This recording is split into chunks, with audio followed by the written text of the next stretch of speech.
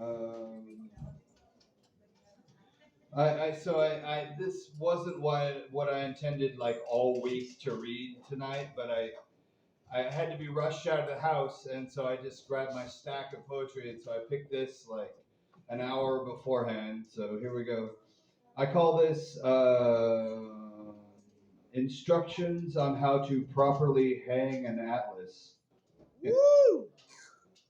Okay, it's like I can stand in front of a mirror and see myself, but I can't reach out to touch me. It's like I can turn my eyeballs backwards to see inside my own skull, but I'm void of cobwebs, an untapped well of the desires in me. Quick like, I weave an anarchy's flag to float me to a place that's empty like me, a place that's nowhere, a nowhere place, yet a crescent heart keeps me kinetic like wings on a serpent, water disappearing in the August sun. Are you okay? They ask. Are you depressed? But I do not know how to answer. My throat is a desert. My mouth is full of rocks.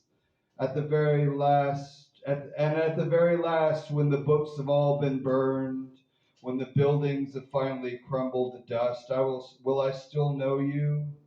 These days my conscience berates me if I crush an anthill, like fingers might topple skyscrapers in my brain. I am an enigma wrapped in a paradox. 90 angels follow close behind, surround. There is a place I go to between lives, a place smooth like velvet. There I meditate in the soft orgasm of time's blanket, time's wheel to keep spinning me into life anew as we pass through corridors of mysticism, meditation, madness, statues, naked, faceless, arise in our troubled mist. Clocks chiming midnight and shadow of empire roaming shadowed streets in a time of new morning. Cultures lost, so it continues. Fate, a dark land, a dark entity survives within the dust from the fall. I record it always. A beacon to help uncover, to kindle a spark of hope. I see the pain around me. I see the rebirth to come. I know the duality of my own function, and when I return to my velvet lair, I see that the spell to mark my destiny was cast by nobody but me. I am but one Atlas buried in a temple of gold, and the choice has been all mine. My name was Cassandra once. I remember shouting in the streets, car bombs, cyanide, the end of all things. Cassandra, not some drunken hypocrite who speaks in riddles. The struggle was splendor in the grass, and we smoked a lot of it.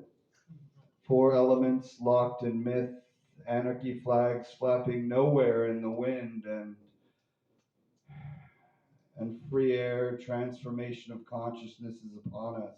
We planned all this in moments of calm clarity, not a dazed block like life. Soon will come a child of soft moonlight made of grass reeds, tied together thoughtfully, deliberately, peacefully, love at its center and at its outcome, love. It is true, here I am, empty sometimes, but with thoughts of love. Vortex hit me like peyote.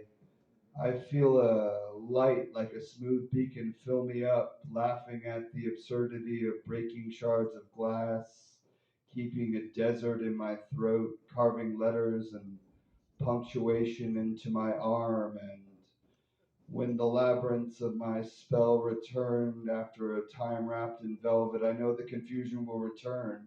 Why am I doing this? Why me? But deep down in the center of me, deep in the gnosis, I know and that it must be done, that I must do it. Bring down prison towers with invocations, free us, you and me. Are you okay? They ask. You're not going to destroy the world, are you? Well, I answer, a little black butterfly flaps its wings in New York, a monsoon hits India, etc., etc., etc.